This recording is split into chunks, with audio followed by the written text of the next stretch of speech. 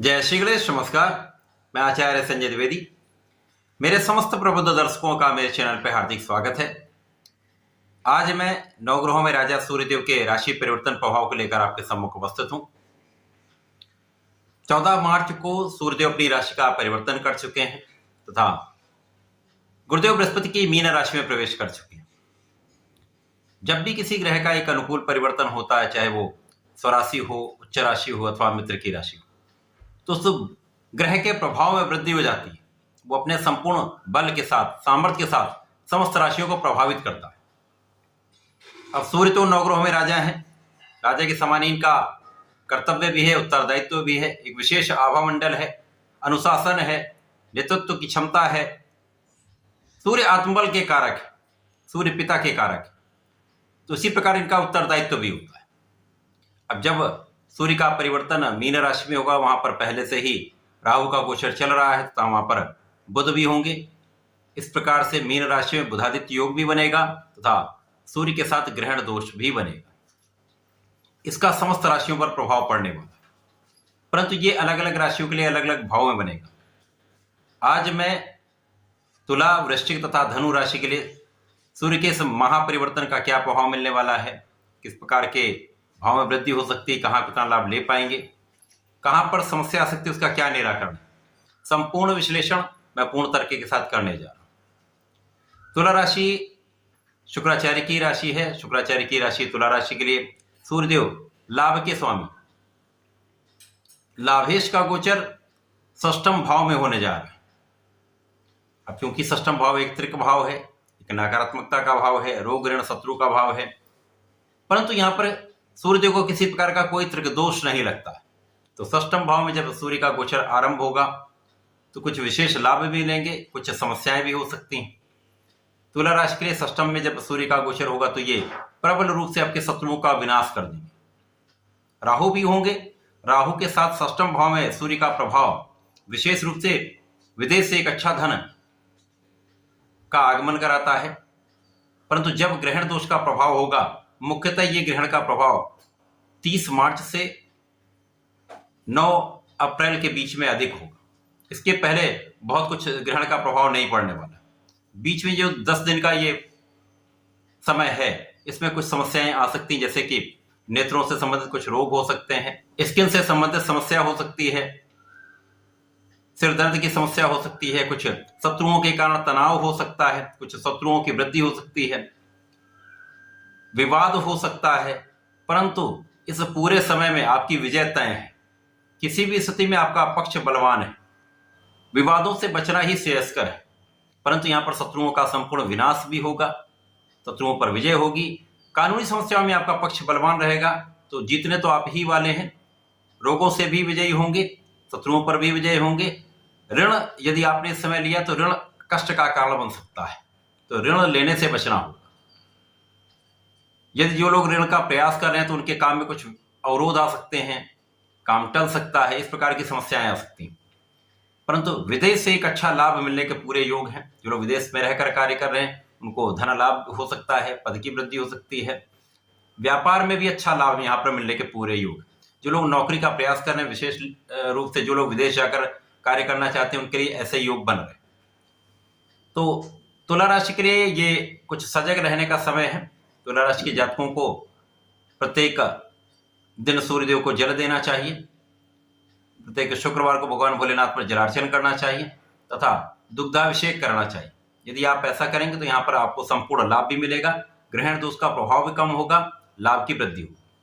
वृश्चिक राशि के लिए सूर्य का जो परिवर्तन हो रहा है वो पंचम भाव में हो रहा है, क्योंकि वृश्चिक राशि के स्वामी मंगल है।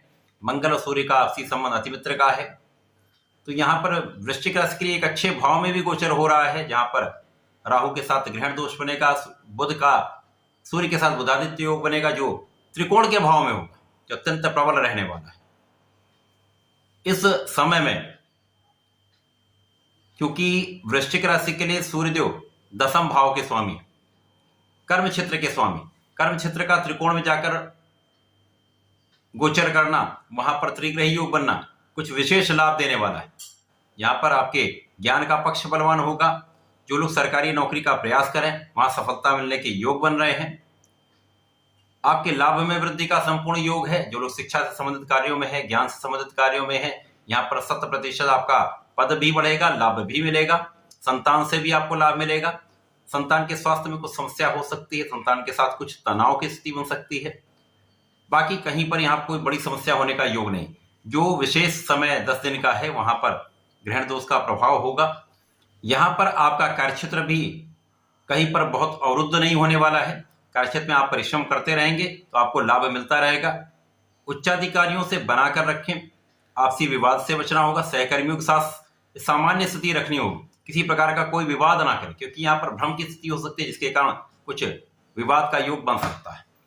यहाँ पर यदि कुछ चीजों का ध्यान रखेंगे तो आपका कार्यक्षेत्र भी अच्छा रहने वाला है, लाभ का क्षेत्र भी अच्छा रहने वाला है। तो यहाँ पर कोई बड़ा कष्ट का समय नहीं। वृश्चिक राशि के जातकों को नियमित रूप से सूर्यदेव को जल देना चाहिए तथा प्रत्येक मंगल शनिवार को भगवान संकट मोचन की शरण में रहकर हनुमानाष्टक का पाठ करना चाहिए। संध्या समय हनुमानाष्टक का पाठ कर लेते हैं, भगवान संकट मोचन का दर्शन करते हैं तो आपको लाभ की प्राप्ति होगी, ग्रहण का प्रभाव कम होगा, लाभ की वृद्धि। धनु राशि गुरुदेव बृहस्पति की राशि है, जहां पर सूर्यदेव का गोचर होने वाला है, इसलिए ये अत्यंत महत्वपूर्ण है। अब धनु राशि के लिए सूर्यदेव भाग्य के स्वामी, भाग्य के स्वामी होकर इनका गोचर केंद्र के भाव में होने जा रहा है, जो कि चतुर्थ भाव है। अब चतुर्थ भाव में जब सूर्यदेव होंगे निश्चित रूप से इनके बल में वृद्धि हो जाएगी, क्योंकि केंद्र का भाव है जहां पर समस्त ग्रहों का प्रभाव बढ़ जाता है।